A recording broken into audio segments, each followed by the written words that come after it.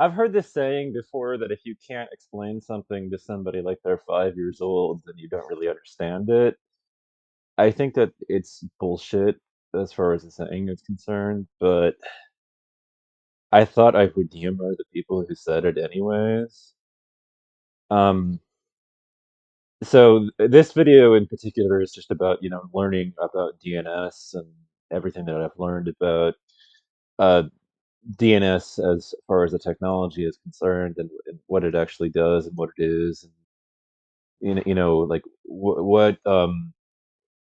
translating it into language for the layman to basically understand it, the domain name system that we actually have in the tech space.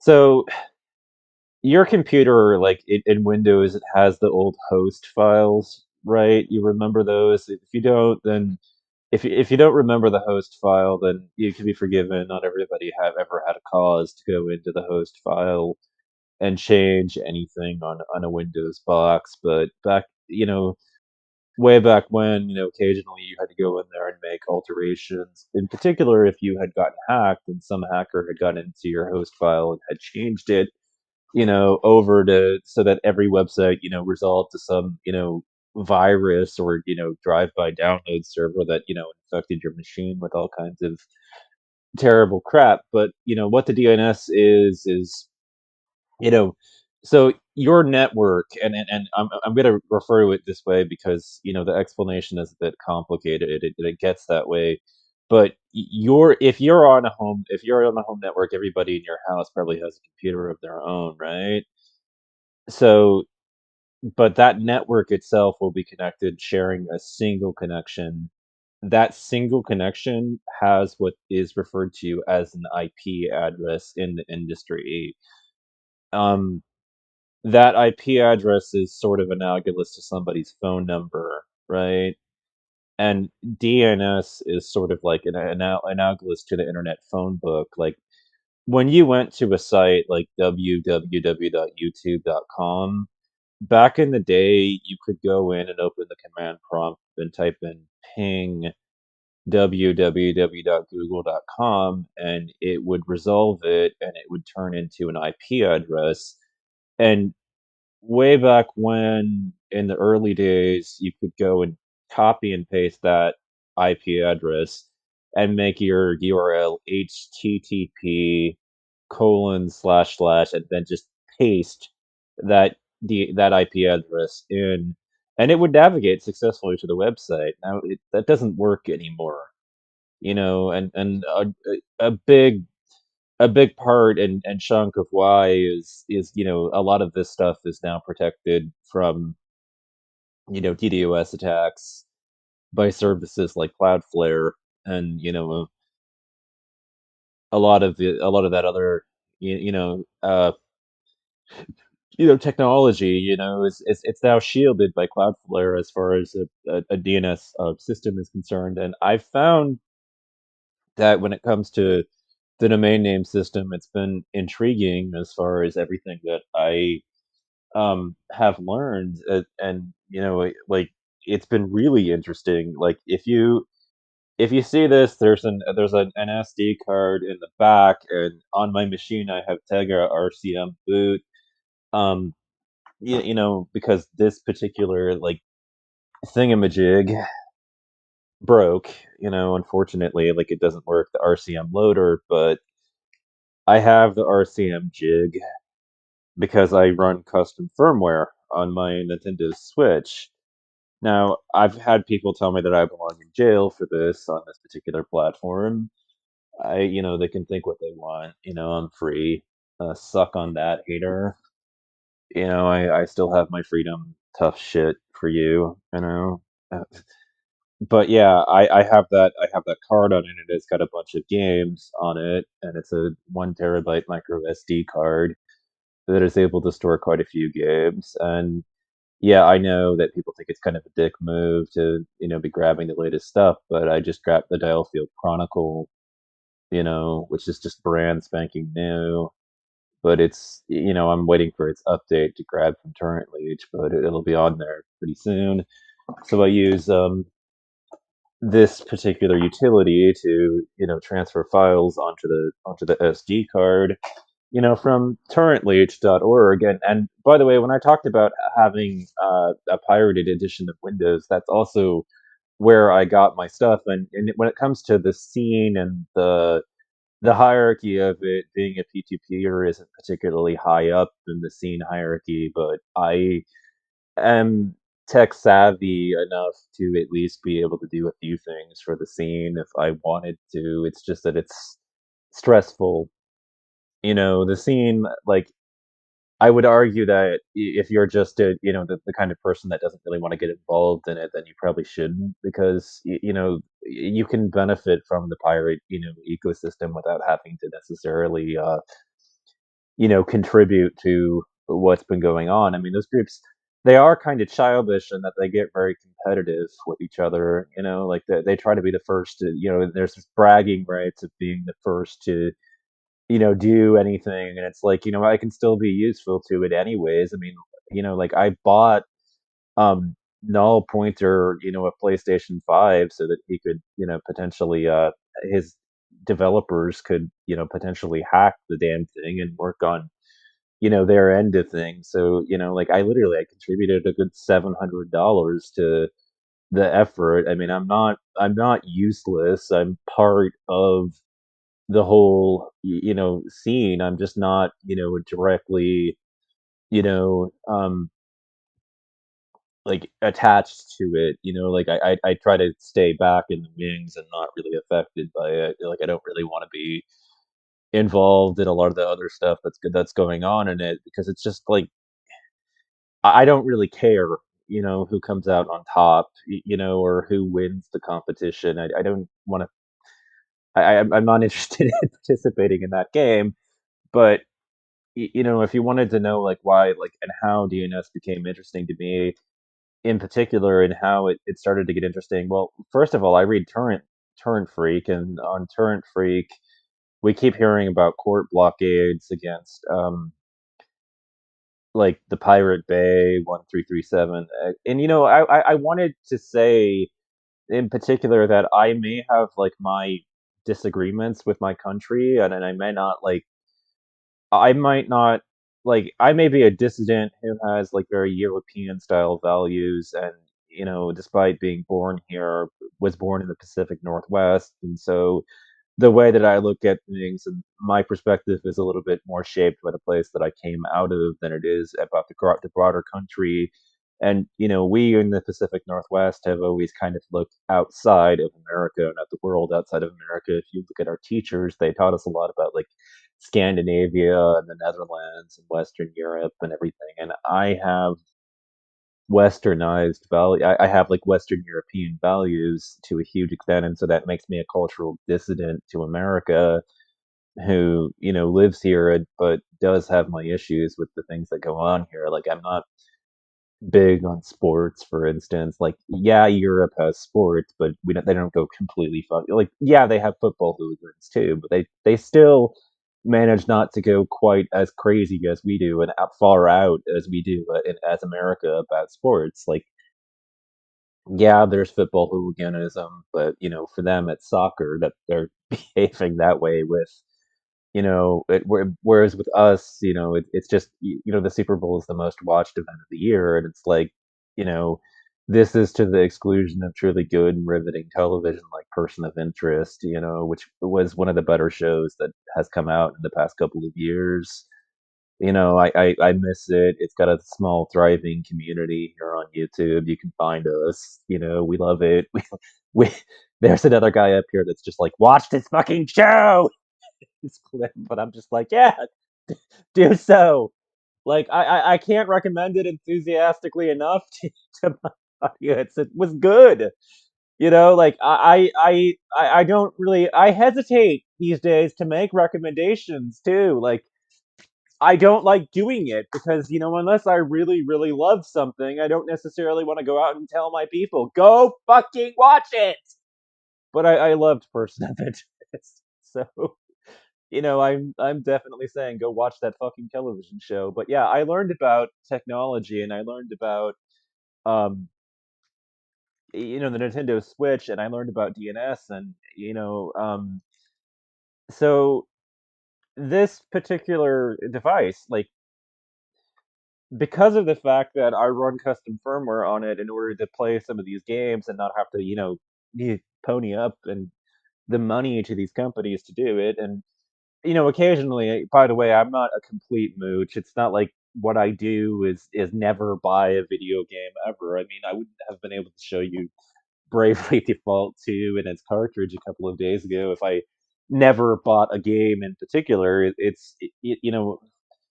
I just don't pay for as much as I actually consume, you know?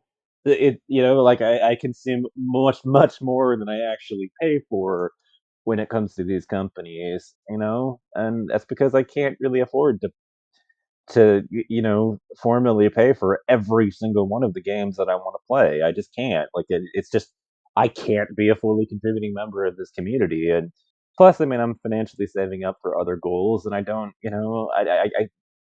it conflicts with those goals. So I don't want to. It becomes difficult to justify it to myself to do it. I mean, so unless there's like some really good and big reason to go out and pay for something, in the video game space, I just won't necessarily do it. Although I will occasionally make like strategic purchases. Like I went out and I bought Monster Hunter.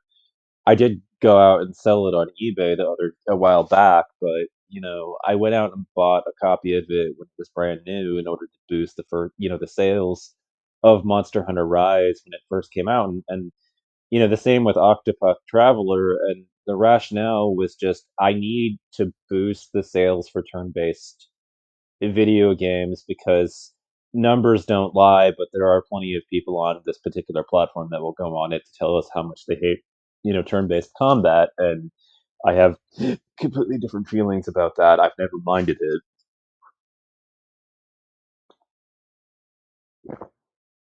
In fact, I've preferred it because I don't have the same reflexes that some of the more skilled players have, and so my response times are a bit slower.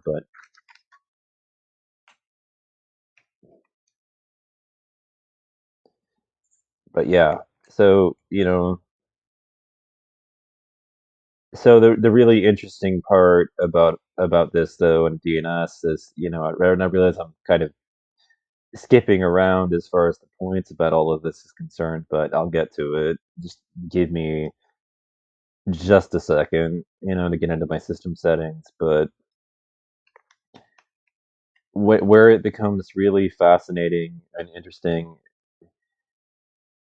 So do you see that, like, right there in the corner, primary DNS, secondary DNS? Those 2 servers in particular, they blockade Nintendo, and that's what's really interesting about DNS as far as a technology, and it becomes really fascinating because it is the Internet's phone book, but if you have control over the DNS servers, you can do all kinds of things, and it's of interest to us hackers because for us hackers, it means that we can blockade, the company whose device that we're basically hacking and running software that we're not supposed to be running on, and hacking their firmware and making the device work the way that we want it to work instead of the way that the company that manufactured it wanted it to work. And yes, I didn't design this software myself. I'm behaving like a script kiddie here, but I am able to pull off quite a bit as far as that's concerned. And I don't want to remain a script kiddie forever, so I run a Linux box with the hope of maybe one day learning how to write a bit of code myself and be a contributing member of the community in that regard. Although there are more than one way to contribute to it. I've given money to React OS. I've got a history of donating to them. I think the project is worthwhile and that you should support it too. Um, I think that it's worthwhile, but I have different reasons, and it happens to be for a lot of the other people who are like, yeah, we're gonna provide a free way of getting access to Linux to Windows programs without having to pay for a Windows license, and it's like, oh, yeah, that's true, but unlikely to be realistic. I mean, React OS doesn't have as big of a development team. It's not likely to actually ever catch up to Microsoft. But I feel like having listened to the guy who who wrote the book and having listened to the talks that Alex put forward as far as that project is concerned, Micro shit when it wrote Windows didn't properly document its code, and that's going to be a real fucking problem for the world when the developers for the fucking software end up croaking at some point. So React OS and its reverse engineering project is unfortunately necessary because of the fact that the original developers of micro shit at Windows did not fucking properly document their fucking code in the first place. And so, one day the engineer that designed Windows and the engineers that designed it are gonna up and croak on the world, and it's gonna get dumped on somebody to try to figure out, what their fucking software actually did in the code itself. So, you know, they have the MSDN, right? And everybody's able to be like, point to that. Well, actually, they've got the MSDN, like, they've got that documentation at the documentation project, over there. Yeah, but that documentation that's in the MSDN is incomplete.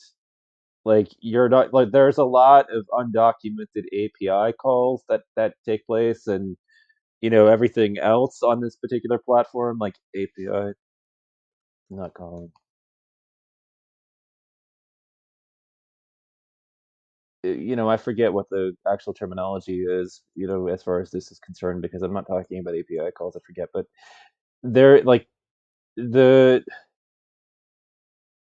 there's a lot of system calls and things that happen on the system that for developers is just not documented in fucking MSDN. There is not actually proper documentation for it, and because of the fact that Windows is one of the most hacked operating systems in the fucking world, and that it gets the most attention from people that are writing malware in particular, and it gets the most malicious attention in the fucking world as far as any operating system, because it's a lower hanging fruit. It's seen as easier to break into. It's seen as easier to hijack, and the end users are seen as stupid and capable, and capable, more gullible and able to be tricked and conned into downloading certain things, and that's the perception of them as a group of people. Now, is every single one of them that way? No, but a good enough chunk of them are guilty as charged. Not every Windows user is a fucking idiot. I'll give you that, but and not every developer for it is a fucking moron. But a good enough and sizable chunk of the Windows audience and crowd that uses it as a tech illiterate fucking moron. It's just the reality of it. And when I talk about Linux, it's like people are like complaining that it isn't for everyone, and I'm like, well, it doesn't have to be. It shouldn't be anyways. It's better that it isn't. But yeah, um, I realize that we've meandered from topic to topic here today, but that's kind of what I do. I ramble about technology every now and then. But if you've been here and you've made it to the end, congratulations! Thank you for your 20 fucking minutes of fame and time. And yeah, I found DNS to be a really interesting technology. And one other thing that I wanted to throw in there as an added benefit, or as an added bonus, if you're a hacker, if you're a cracker, if you've got malicious intentions, then one suggested tip that you could look into is take over somebody's DNS servers and then build a drive-by download script that takes advantage of their browser, if you know what it is, especially.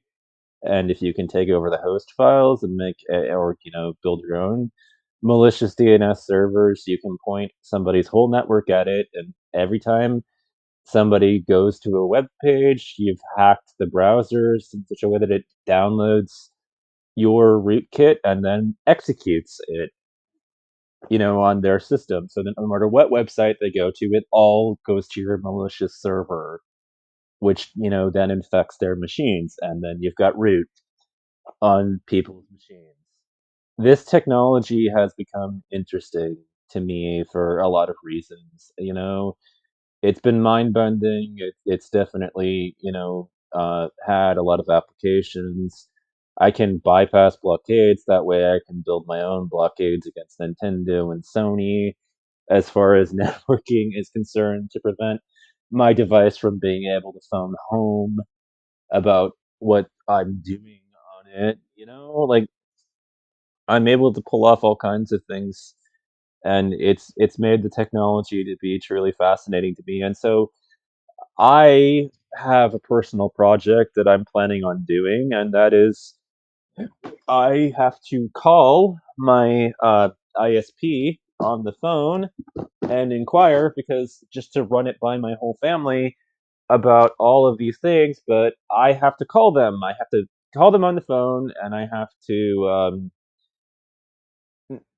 because my relatives who live with me are giving me shit about it, so I have to call Comcast and ask them if providing and bringing my own modem, would uh, change the plan that we have with them, the package, because we don't want the package to actually change, and what kind of changes that would make if we stopped renting the modem from them in particular. Because right now we're renting, what is not even a modem in particular. It's like a modem router combo.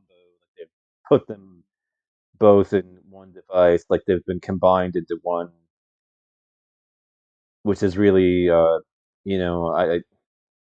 a new approach to say the least. I don't.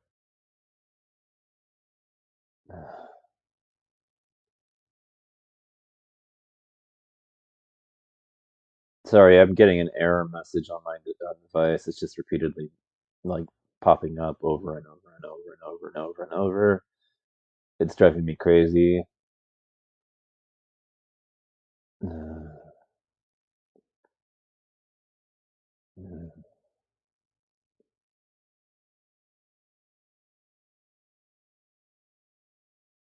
I had to go resolve that, because it's just like 13 instances of the same message. It's just like, shut up about your fucking IO error.